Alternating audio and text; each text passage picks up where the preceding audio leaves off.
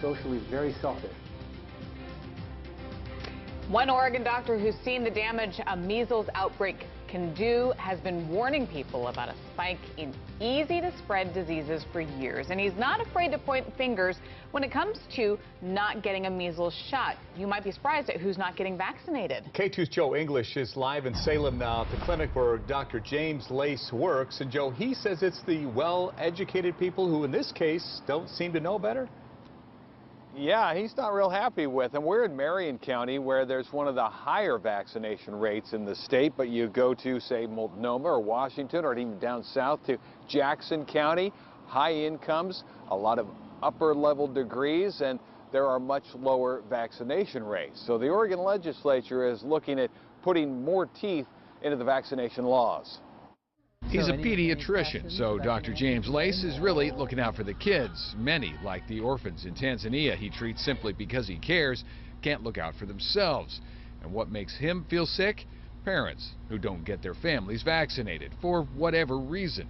And it has the staff at his clinic thinking about having to make some changes in the way they do things. We have not discriminated particularly against the non-vaccinators, okay? So now we're thinking, how are we going to handle this? Do we have them wait in the car and we're going to go do a car visit?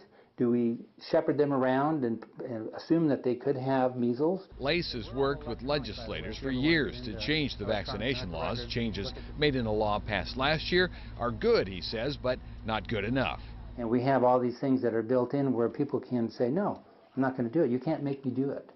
So they go through quarantine, they go through exclusion, they have all these other things that are in there. He doesn't see a day when people are forced to be vaccinated. This is America, he says. There are some freedoms that won't go away, but what could make the difference to some people is money, as in a lawsuit. We could potentially change that if parents are held liable. So if somebody says, I lost a whole month of work, I have, pain and suffering, I lost this amount of money, I'm going to sue you because of the exposure that your child had for my child who's not vaccinated. And maybe not just parents, but doctors as well. Now, Oregon has an online service that educates people about vaccinations and possibly could be changing that to requiring an in-person visit and a form with a doctor that has to be signed. That's the way Washington does their system. In Salem, Joe English, K2 News. Joe, thank you. And we did some extensive digging into the vaccination numbers in Oregon and Washington. This is what we learned for you. We told you yesterday that Oregon's vaccination rate, which includes everybody, has fallen to 91%, 3% lower than health officials would like to see. Washington determines vaccination rates by the percentage of incoming kindergartners who have received their shots. That rate is just above 83%.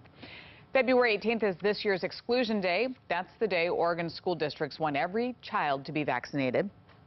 Afterwards, kids won't be allowed back into class or daycare without them unless they have an exemption. If your child is not vaccinated yet, there's still time. This Saturday, Kaiser Permanente clinics are offering free vaccines for children in low-income families. They'll also have a chance to get free sealants and varnishes.